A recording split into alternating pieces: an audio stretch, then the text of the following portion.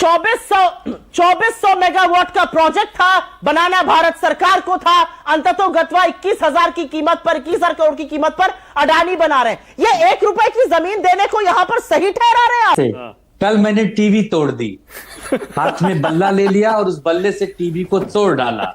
आप ये चुनावी देशभक्तों से पूछ रहे हो कि आपने मैच देखा था कि नहीं देखा था। अरे इनसे मत पूछिए, इनसे जय शाह के पापा से पूछिए कि देखा था कि नहीं देखा था। बेटे की इज्जत दांव पे लगी हुई थी।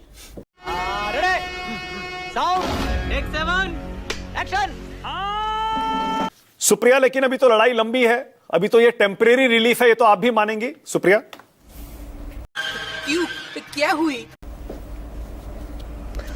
जी हाँ, बिल्कुल मानूंगी। और मैं ये भी मानती हूं कि ये सरकार की हार या मुसलमानों की जीत, इसको हम बहुत सीमित दायरे में देख रहे हैं। मुझे नहीं लगता कि ये कहना ठीक है। मुझे लगता है कि ये देश के कानून की जीत है, ये देश के संविधान की जीत है, जो संविधान इस देश के हर व्यक्ति को हक देता है। देखिए, अगर आप इसको फौरी तौर पर देखिए तो सुप्रीम कोर्ट ने जो 3 सबसे विवादित प्रावधान थे, क्या प्रावधान विवादित था कि आप नॉन मुस्लिम्स को सीओ बनाने पर तुले थे, उनका इंक्लूजन कर रहे थे, उस पर सुप्रीम कोर्ट ने कड़ी टिप्पणी की है कि सीओ जो है वो मुस्लिम होना चाहिए। और जैसा कि आपने बताया, 3 राज्य में और 4 मैक्सिमम सीमा नेशनल वक्फ बोर्ड में होना चाहिए। उसके बाद जो अनलिमिटेड पावर कलेक्टर को दी जा रही थी, उसको सुप्रीम कोर्ट ने कलेक्टर की पावर को सीमित करते हुए कहा है कि ये सेपरेशन ऑफ पावर का जो डॉक्ट्रिन है हमारा, उसको गड़बड़ करता है और इसलिए ऐसा नहीं हो सकता। ट्रिब्यूनल और हाई कोर्ट इसका फैसला करेगा और इसका बिल्कुल स्वागत किया जाना चाहिए, क्योंकि ये कहीं ना कहीं संविधान को दिक्कत तलब कर रहा था। और तीसरी बड़ी बात, और मुझे लगता है कि ये भी एक बड़ा डिसीजन जो सुप्रीम कोर्ट ने लिया है, जिसमें उन्होंने कहा है कि 5 साल तक आप प्रैक्टिसिंग मुस्लिम हो या प्रैक्टिस कर रहे हो इस्लाम, ये जरूरी नहीं है। कौन सर्टिफिकेट बांटने वाला है इस देश में? मुझे क्रेडिट नहीं चाहिए। मेरे हिसाब से सुप्रीम कोर्ट ने इस पूरे देश को खुदने पर रोका जब उन्होंने प्लेसेस ऑफ वर्शिप एक्ट का जजमेंट दिया। और आज उन्होंने कोई भी ऐरा गैरा नत्थू खैराया और किसी भी वक्फ प्रॉपर्टी पर विवादित करके डिस्ट्रिक्ट कलेक्टर से एक्शन करा ले, उस पर रोक लगाई है। मुझे लगता है इसका स्वागत होना चाहिए। लड़ाई लंबी है और मुझे पूरे तौर पर यकीन है कि जो जीत होगी वो अंततोगत्वा इस देश के संविधान की होगी। जो संवैधानिक होगा वही रहना चाहिए। ठीक है, अगर इसी आज के इस इंटरिम ऑर्डर को इसी तरह देखें सुप्रिया, कि आप सब लोग चाह रहे थे, जितने भी पिटिशनर थे सब चाह रहे थे कि इसको रद्द कर दिया जाए, पूरे कानून को होल्ड कर दिया जाए, तो एक तरह से झटका भी तो है। कानून को होल्ड करने से साफ मना कर दिया सुप्रीम कोर्ट ने। उन्होंने कहा कि नहीं।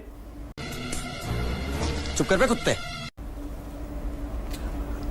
जो कानून के सबसे विवादित प्रावधान थे, और मैं आपको एक बात याद दिलाना चाहती हूं यहां पर, जब जेपीसी गठित करी गई, जब पार्लियामेंट में विपक्ष ने बोला, जब जेपीसी में सांसदों ने डिसेंट नोट दिया, वो ज्यादातर डिसेंट नोट इन तीनों पॉइंट्स पर थे। तो एक बात पूरी तरह से साफ है कि जो डिसेंट हमारे सांसद जेपीसी में कर रहे थे, उसको सुप्रीम कोर्ट ने भी माना। एक कानून बना, उसके कुछ बहुत ही विवादित प्रावधान थे, उस पर रोक लग गई। अब लड़ाई है, लड़ाई लड़ी जाएगी और लड़ाई लंबी है, ये आपका बिल्कुल कहना सही है। मुझे नहीं लगता कि ये किसी तौर पर जीत या हार की बात है। ये देश के संविधान की बात है, ये देश के लोगों के हक और हुकूक की बात है, और उसका कहीं सुप्रीम कोर्ट ने आज एक बड़ा फैसला किया है। ठीक है, अब ये वक्फ हो या एसआईआर हो, मुझे लगता है और मैं मानक जी, हाँ, और मानक जी एक बात और अगर सत्ता पक्ष इसको सेलिब्रेट करना चाहता है, ये कहकर कि सब चंगा सी और हमारा कानून तो बना हुआ है, तो भगवान उनको ये बुद्धि तब देता रहे, क्योंकि आपके कानून के जो सबसे विवादित प्रावधान थे वो स्टे कर दिए गए। अगर आपको लगता है कि आपकी फिर भी जीत है, भगवान आपको ये सुबुद्धि या कुबुद्धि देता रहे। ठीक है। गजब बेइज्जती है।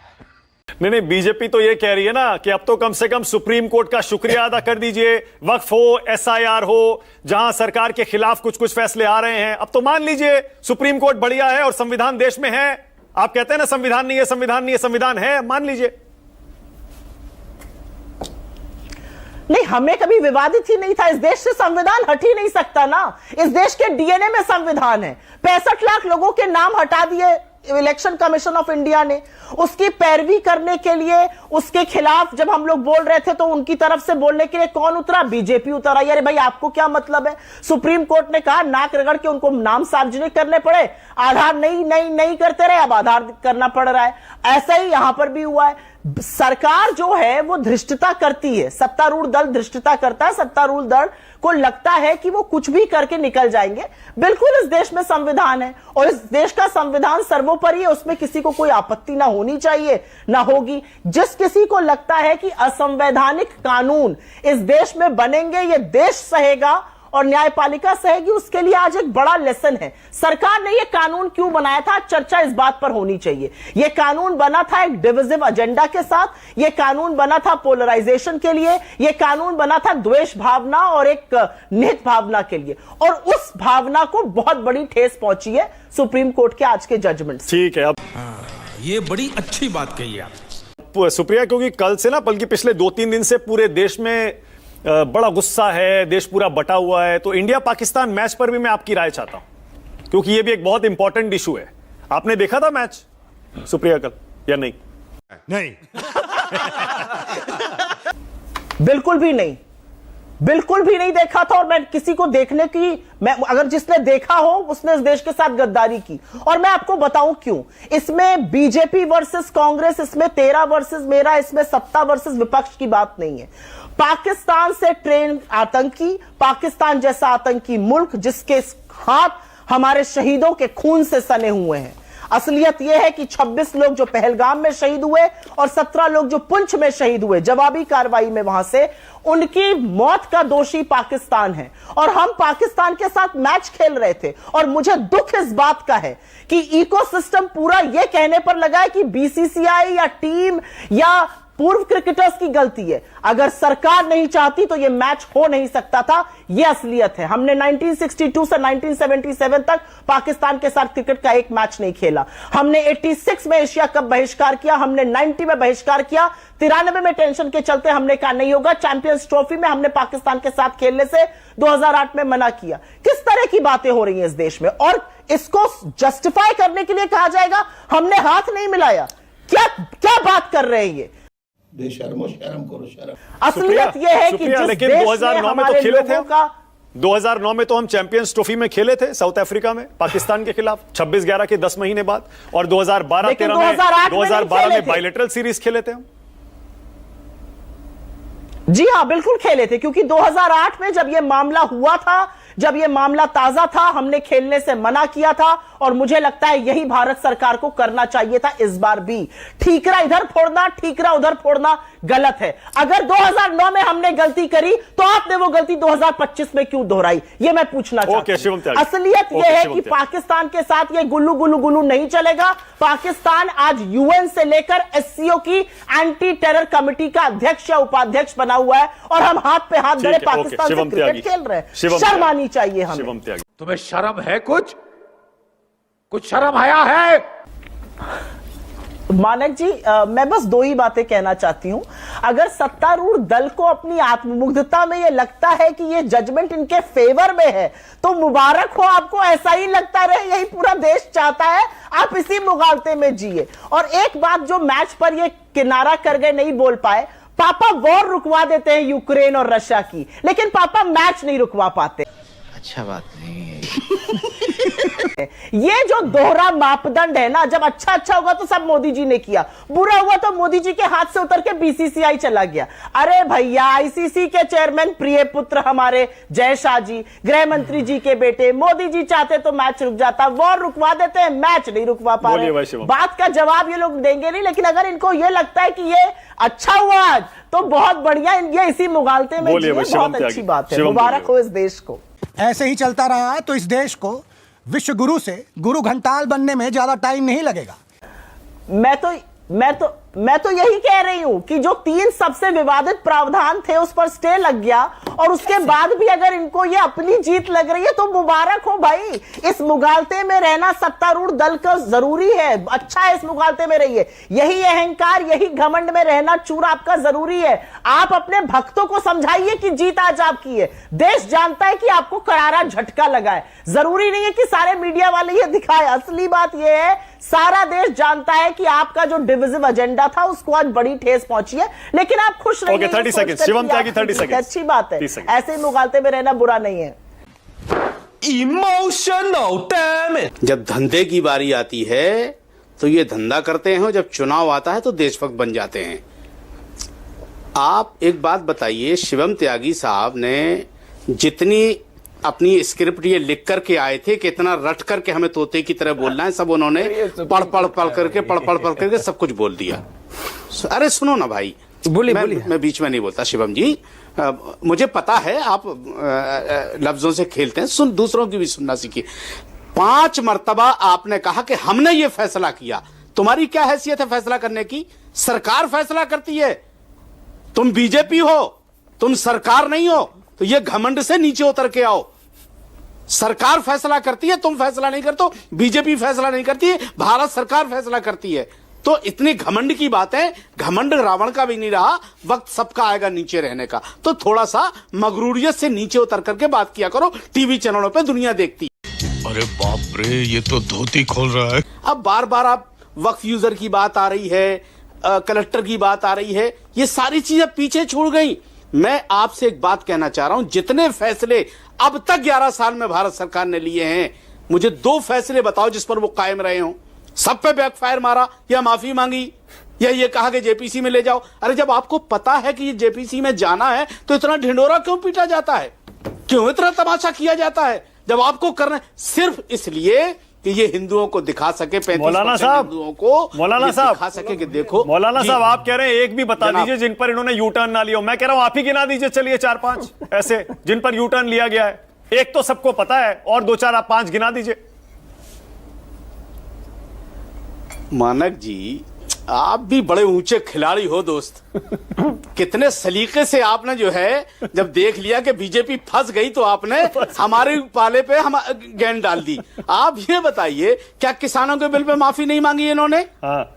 माफी मांगी कि नहीं मांगी? और कितने बिलों पे इन्होंने माफी मांगी? आप लिस्ट निकाल दीजिए। और आप शिवम, 1 मिनट, आप ये चुनावी देशभक्तों से पूछ रहे हो कि आपने मैच देखा था कि नहीं देखा था। अरे इनसे मत पूछिए, इनसे जय शाह के पापा से पूछिए कि देखा था कि नहीं देखा था। बेटे की इज्जत दांव पे लगी हुई थी, वो देखना चाहिए था कि वो देख रहे थे कि नहीं देख। हमारे आपके देखने से क्या फर्क पड़ेगा? करवाली बेइज्जती। प्रियंका, मुझे मानक जी 30 सेकंड, मानक जी 30 सेकंड। बीजेपी अलायंस पार्टनर्स इतनी डिफिकल्ट पोजीशन में कि बता रहे हैं कि जैसे इलेक्टोरल बॉन्ड बिल्कुल असंवैधानिक था, ये उतना असंवैधानिक नहीं है। अभी उतना असंवैधानिक नहीं है, थोड़ा सा असंवैधानिक है, थोड़ा सा इन्होंने, मैं बता रही हूँ ना, वो पूरा था। आप कह रहे हो ये पूरा नहीं है। और आप तो मुझसे ज्यादा एक्सपीरियंस वाले वकील हैं, आपको पता है कि सुप्रीम कोर्ट इस स्टेज पे अगर इंटरफियर कर रहा है, it is in the rarest of rare cases, और आपको शर्म आनी चाहिए कि आप इसको डिफेंड करें। शर्म क्या मतलब? My sympathies with you, my sympathies with you. तो आज एक तो बहुत अच्छी बात ये हो गई कि कपड़ों से नहीं पहचान पाएंगे कि 5 साल में मुसलमान कौन था और कौन नहीं था। उसके लिए कह दिया गया है कि आप कोई प्रोविजन बना दीजिए, कोई रेगुलेशन बना दीजिए, देन इट मेक सेंस।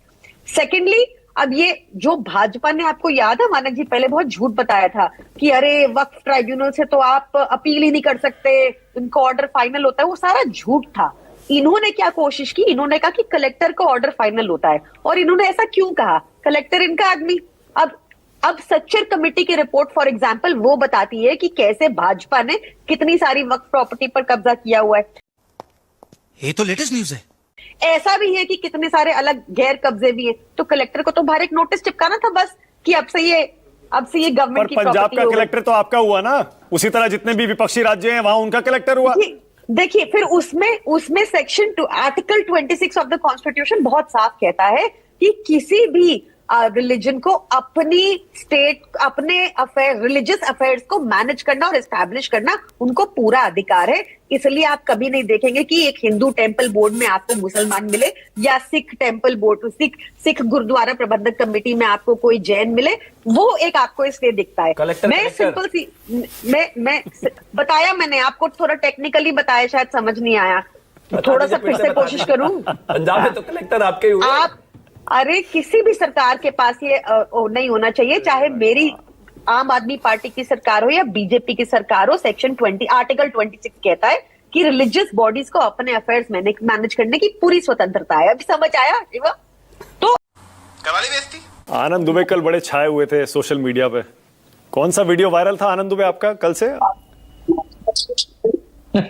मानक जी नमस्ते। कल मैंने टीवी तोड़ दी, हाथ में बल्ला ले लिया और उस बल्ले से टीवी को तोड़ डाला। न रहेगी बांस, न बजेगी बांसुरी, और न मैंने मैच देखा और न मैंने किसी को देखने दिया। अपने घर में भी सबको शांति बनाए रखने की अपील की। कोई मैच नहीं देखेगा, और रेडियो नहीं है मेरे पास, इसलिए रेडियो पे भी सुन नहीं पाया। वाह, पहली बॉल में सिक्सर।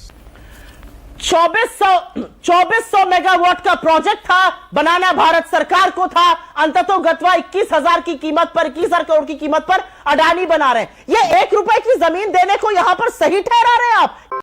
ये बिक गई है गवर्नमेंट, अब गवर्नमेंट में कुछ नहीं है।